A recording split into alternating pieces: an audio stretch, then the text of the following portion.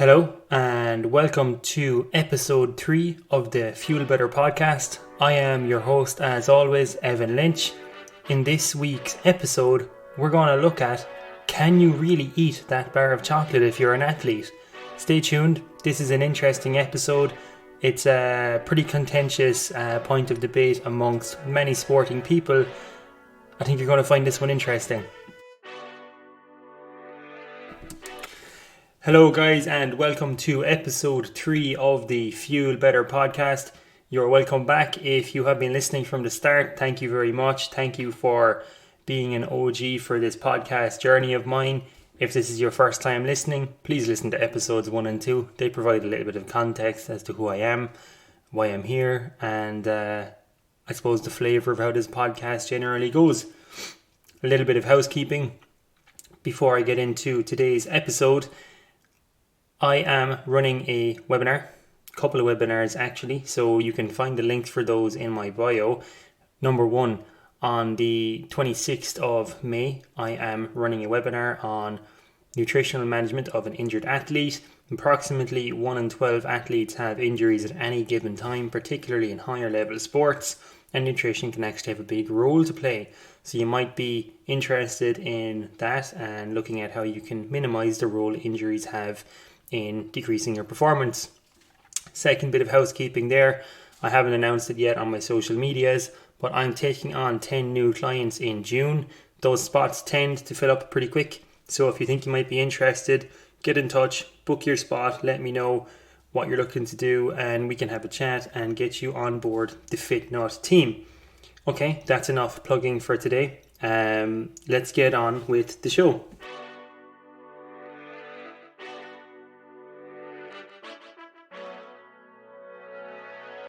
So you'll see that the title of this podcast is, Can I Have That Bar of Chocolate?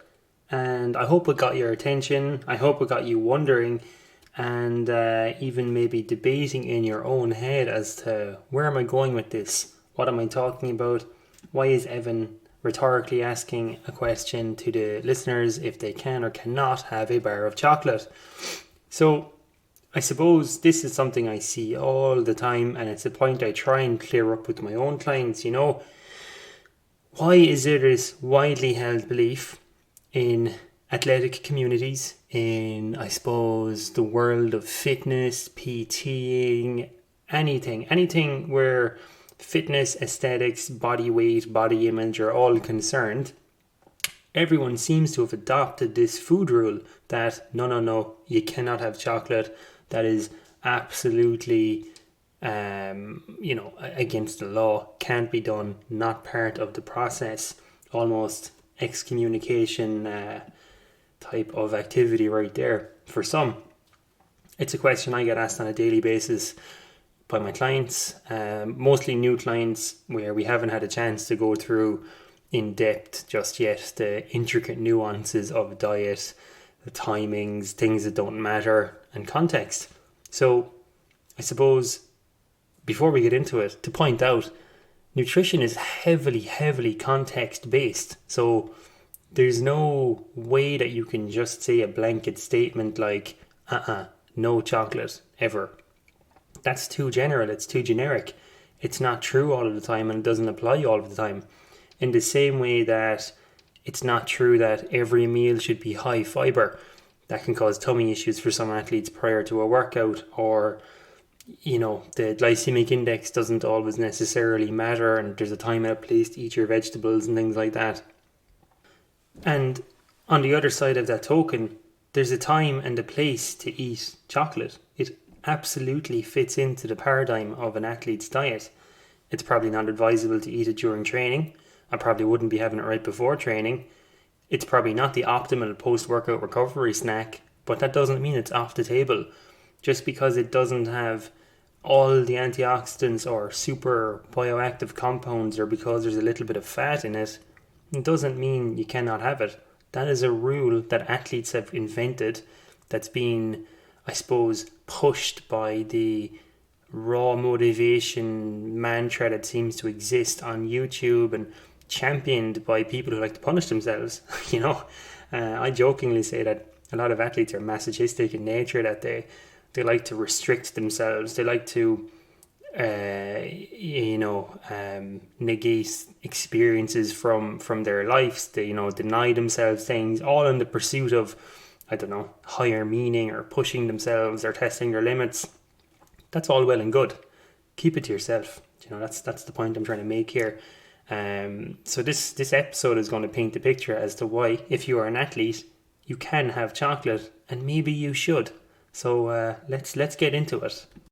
So I suppose a good place to start is maybe playing devil's advocate with the idea of, when you say clean eating, what exactly do you mean by that? And, what do you think the mechanism at play here is? Why do you think this is beneficial? And I guess it all kind of boils back down to the fact that the fitness industry is mostly focused on weight loss, and there's this serious deficit in people paying attention to performance, mental and metabolic health, all at the expense of looking class. It's something I firmly disagree with. So when you're looking at trying to help someone control their calories, it makes sense to push the idea of whole foods. Just as an example off the top of my head, if you eat walnuts, you only absorb about half of it, so you poo half of them out. Okay, so if you got someone to eat walnuts, they're filling, they're difficult to eat, they're pretty dry, they'll give you a good degree of satiety. You're only getting really half the nutrition from it. So it's kind of like, I don't know, some people think it's like this hidden mystery. But typically speaking, if you get someone to adhere to a whole food diet, they're just going to poo out quite a lot of what they're eating. So here is one myth busted. You are not what you eat, you are what you absorb. And in some cases, that can actually be much less than you think. So that's one element of the clean eating paradigm. Number two, it's well known, well established, not debated by anyone, I suppose, educated or professionally working in the industry, that you should eat more fruit and vegetables. Fruits and vegetables tend to be high volume, low calorie foods. They're quite filling. They give you a lot of nourishment, a lot of nutrition, a lot of micronutrients. Statistically speaking, the higher your diet is in fibre, the more vegetables and fruit you consume, the more likely you are to be of a healthy weight, a healthy BMI, and to have a more successful weight loss attempt. Why? Because a lot of what you're eating is lower calories, higher volume foods. It's one of the reasons plant-based and vegan diets work very, very well for weight loss.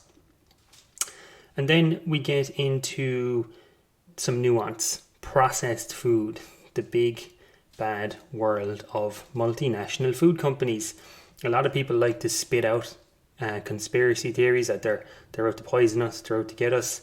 That's not really the case. Some people take a stance that things like pesticides and chemical residues are there and they're killing us, and that might have been true 60 years ago, but farming and food production is so tightly regulated, it would be very, very difficult, if not almost impossible, for you to experience some sort of adverse effect from the food. People don't really like that idea. We want to blame bigger companies for our dietary shortfalls, or the fact we're quote unquote addicted to foods. Anyways, I'm kind of gone off topic here. There's a general anti-processed food movement. Microwave rice is equally as bad as Frankfurter sausages, which is equally as bad as getting a takeaway from a chipper. There's no nuance, there's no delineation of, well, maybe this processed food is actually okay and might just be convenient. Here's a great example. Frozen fish, frozen vegetables, frozen berries. Lots of people like to get their back up and point their nose up away from frozen foods. The research suggests that whilst they have a longer shelf life, because of how they're blast frozen pretty much as soon as they're picked or brought to the fish processing plant, they actually have a better lipid and antioxidant profile because they're not exposed to light and oxygen. So technically are more nutritious than their fresh counterparts. Just FYI, little thing you might not have known there. Anyways, that general distrust of processed foods that is again championed on social media, we tend to give spotlights and our attention to sensationalist headlines. So a headline that says, listen, to be healthy, you can have a balanced diet. You hear that all the time, a balanced diet. We'll talk about what that means in a minute. It's not as appealing or as attention grabbing as a tabloid thing like frozen foods give you, I don't know, diabetes or whatever, and then you apply that rule to all processed foods. So again, that is another way that clean eating as an idea has been shaped. So let's just reduce clean eating to what it actually results in. If you subscribe to the idea of clean eating, you are really left with only whole foods, really lean products, low-fat products, probably no junk food, definitely not beer, I would assume. And it's just a very rigid set of rules that makes it very easy for you to lose weight. So it's no different from people subscribing to something like intermittent fasting, a ketogenic diet, a vegan diet, blood group diets to lose weight. And we never really look at the modality of the weight loss. What is driving the weight loss? Is it the fact that sticking to hashtag clean eating exerts some sort of magical power on your metabolic rate? Definitely not. Is it that the rules are so restrictive that you are left with low calorie, high volume foods, very satiating nutrients, and it just prevents you from overeating? Ding ding, that's the answer. So how is that relevant to if you can or cannot have a bar of chocolate? Well, it seems as though in the sporting industry, obviously because there's a tie with being aesthetic, and I recall it from my own sporting days where it was never really said, at least not, there's never a discussion I had with anyone, but you would compare body types. You would look at your competitors, look at your peers, the guys you looked up to. Wow, they're in much better shape than me. I've got to be in better shape to be a good athlete. So if you identify with the process of being an athlete, you're going to go on YouTube. You're going to look at thumbnails, videos of people who look in insane shape, and you're going to listen to whatever bollocks they try and sell you. Okay? So when an athlete is trying to look like an athlete, they're thinking from an emotive point of view, because oftentimes their identity revolves around being an athlete, i.e. I must look like a duck if I want to walk and talk like a duck. I've explained this terribly, but I hope you get my point. It's not objective. It's definitely not sports smart. So sports smart is something I say a lot. What do I mean by that? If you are a middle distance runner, your race is not won or dictated by who has the most defined set of abs. If you are a long jumper, they don't award first, second and third place to who has a more restrictive diet and who is more miserable most of the time. If you are a shot putter, it's not a case of who counts their macronutrients the best, it's who throws the furthest. So I find people are being led to focus their attention on how they look under the illusion that this will influence how I perform, and it will to a certain degree. If anyone engages in any kind of diet, they get a little bit of weight loss, they're more health conscious, so they make better decisions. You're probably going to perform better. Everyone has room for improvement, and that's a whole issue by itself. And in an eating disorder, for example, when people restrict or over-restrict, initially they see this huge drop in weight loss, and it might be transiently correlated with an improvement, like you had a good training session for a couple of weeks because you were a little bit lighter, and because you're in such calorie deficit, you are living more or less on cortisol and catecholamines, so you feel artificially good. So from our lived experience, from your set of eyes, you see massive improvements in performance with major restriction. Maybe common sense is wrong. Maybe that YouTube guru was absolutely right, and I needed to only eat 1200 calories a day, or go plant-based, or intermittent fast, or just fast altogether to improve my performance. We're experience-orientated, behavior-orientated, emotive beings. It's very difficult to be objective about our own emotions and experiences. Anyways, on to the chocolate. So I recall vividly, any time as an athlete. I'm not an athlete anymore. I'm kind of recreational. I fell down a couple of ladders on the athletic rungs there, but that was my choice. If someone would have seen me eating chocolate or a biscuit, their response would be something like, "Hey, you can't eat that. you're an athlete. And I see it all the time now with my clients. They say things like, oh, I'm eating clean now, or I'm off the beer, or I can't have any chocolate, or I'm not going to this cafe anymore because I'm training for a marathon. And it doesn't make any sense, really. Like, why is that something you must do because you're exercising? If anything, your calorie requirements are higher, and as such, you probably actually have more of an allowance for saturated fat. You need more salt, and there are times when sugary foods are beneficial. So post workout, what you want is high glycemic index foods or sugary foods. You can use fruit. You don't really have to.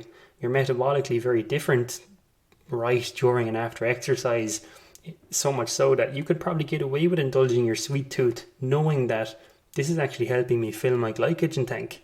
Now, don't take this rhetoric and run a mile with it. I'm speaking specifically about post-exercise recovery, having a moderately sized piece of junk food or whatever floats your boat, and it can help your recovery, particularly if you combine it with coffee. I'm just pointing out that there are times and places when chocolate, cakes, things like that can be beneficial, can actually improve your process. So my question to you is, why do you think you can't have chocolate? Do you think it's making you a better athlete? Is it making you happier? Has being very strict with your diet in the past, has it worked for you? Has it worked long term or successfully? And just FYI, the literature says that successful weight loss is losing 5% or more of your body weight and keeping it off for 2 years. Have you ever seen that restricting chocolate has these massive performance effects? I'm using chocolate as an example, by the way, because that's what I like. So when you hear me say chocolate, if croissants are your favorite thing, think croissants, think purple snack, think pizza, whatever. It's literally just an example.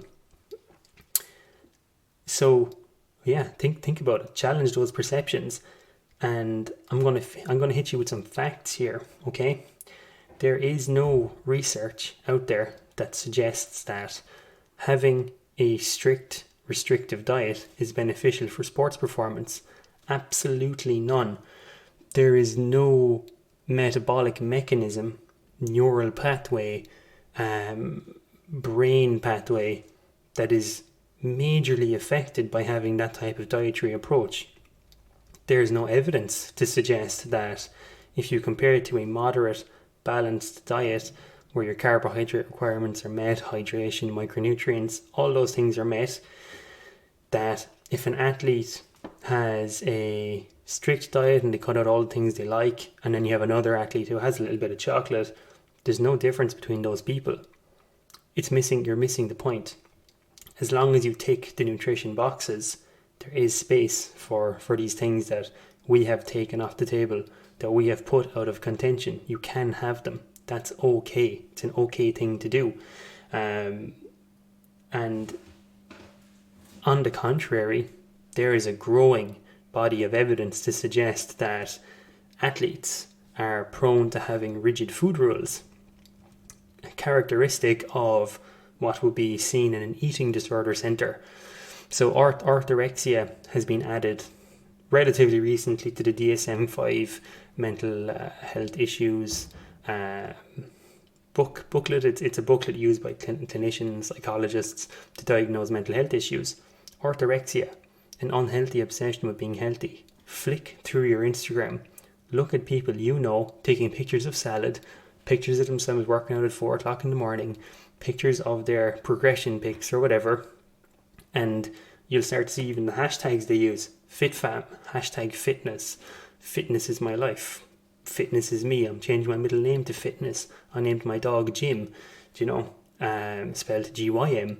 It's insane. People are gone obsessed. Orthorexia, it's a genuine mental health condition. I think a lot of people are orthorexic, or at least veering towards it. And then we have the black and white food rules, the rigid eating, the rigid thinking, the catastrophizing. Oh no, I had a piece of chocolate. I've ruined my athletic potential. It's never been true. It's not true. And in reality, it's your perception of how bad a chocolate is, or how bad a croissant is, or how much of a bollocks you made of your diet that's putting you off track, not the piece of food itself. You eat something like 800 to 900 snacks a year and about 2,000 meals, more likely if you're an athlete. When you zoom out and look at the fact that you're not going to eat chocolate for breakfast, lunch and dinner or a croissant, you're going to have decent balanced meals. If you have common sense or if you're working with a nutritionist, you're going to fuel your training properly, get your veg in, get your fibre in. The bit of chocolate's irrelevant. Okay, I'm going to go out there and say it's actually irrelevant. The thought or the act of being concerned about it is more damaging than having a moderate amount. So about 40 grams is a fair portion in my opinion. So I think that's okay. I think a lot of people will agree with me. And just to touch back on it there, those over restrictive diets are correlated with athletes having undernutrition, nutrient deficiencies, anemia, vitamin D deficiencies, calcium deficiencies. People even avoid dairy now thinking this is a good thing to do. When you take it a step further and take on nuances or notions like bread is bad, potatoes are bad, spuds are fattening, you inadvertently leave yourself on a low carb diet. There's no surprise that there's been an increase in particularly female athletes and college age athletes and athletes in, I suppose, lean sports where being thin is championed.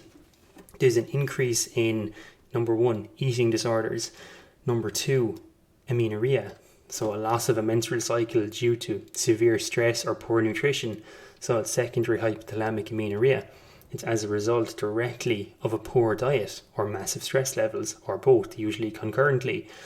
Number three, female acne triad. That's becoming more and more common, and the newer kind of more expanded version of that, relative energy deficiency syndrome, that's taken on some speed now, and it's shown in men and women, and it's directly as a result of poor nutrition, not fueling enough, and having these rigid viewpoints, being restrictive, being body image orientated, not being sports smart, is a direct influence of these things. So some of the side effects that can come from poor nutrition with an athlete: stress fractures, fertility problems, mental health issues, gastrointestinal disturbances, increased susceptibility to illness, either by lack of protein, so you're struggling to make enough white blood cells, purely a low calorie intake causing massive stress responses, suppressing your immune system, or even something like a vitamin D deficiency, which has been shown to drop levels of circulating lymphocytes. So you're just not basically performing. You're running on fumes. And the problem is, you'll go on Instagram and you'll see 100,000 other people doing the same thing. So it's like an echo chamber. That's what I'm going to call it. I was going to say something possibly not very politically correct there, but I'll not do that. It's a big echo chamber. You look around, you see a load of other people doing what you do, saying, no, this is the way to do it. And you then think, yes, this is right. This is the right thing to do. It is normal to feel dizzy walking around. It is normal to go to bed feeling hungry. It is normal to get sick once a month. It is normal to not have a menstrual cycle or to have, say, reproductive problems for lads. Those things aren't normal, lads. It's not normal to hate your diet. It's not normal to not enjoy anything you eat. It's certainly not normal to have your whole viewpoint focused and obsessed with food. That's not normal at all. That hyper obsessive approach really not helping you. Anyways, just to recap, the food rules and the culture of diet has been extrapolated from social media. It was a nice kind of motivational cliff or ledge to kind of grapple on, so we can force ourselves or push ourselves, punish ourselves even into action. It just doesn't really help. It psychs us up, get motivated, do your stuff, tick those boxes. It's real exciting, but it's not reality. There's no research to prove it, that it's useful, only really the opposite. There's a growing body of research documenting the side effects of this. Personal experience, I see athletes approaching that more balanced approach with their diet. They're so much happier, they perform better, they even sleep better. Training definitely improves as well. I think we can all help here, and a couple of things, okay? I want everyone watching to post a picture of a chocolate bar that they're eating or a croissant right after training. So be an example of combining what people would typically classify as a healthy and an unhealthy behavior, and watch how some people react. You'll get people in your comments, hey, what are you doing, man? You just worked out, you just ruined your workout.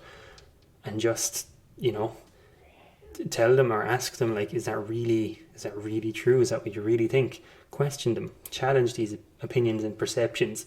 Be an example of balance. Don't help proliferate these very, very silly messages that are hurting athletes all over the world. And challenge number 2, or maybe thing number 2 you can do, if you see someone eating chocolate, food, whatever, don't comment on it. There's no real scenario where that's helpful or beneficial to anybody. And again, you're just pushing that cultural belief or misinformation that's out there. I hope I've covered the topic well enough. So I don't really have a script. I just get an idea as to what I want to talk about, and then I just kind of talk. So I hope you enjoy it. If you want me to get scripts and be a bit more linear in my thoughts, let me know. I can do that. If you prefer this rambling, maybe is what we might call it, let me know. Generally the gist is relax, have a little bit of chocolate, croissant, cake, tick the other boxes. Don't have all the cake. You still have to eat your 5 a day, hit your fiber, make sure you're not getting too much sugar, salt or saturated fat. And pro tip, indulge your sweet tooth right after a workout where it's beneficial for your performance and not as metabolically damaging for you. So there you go.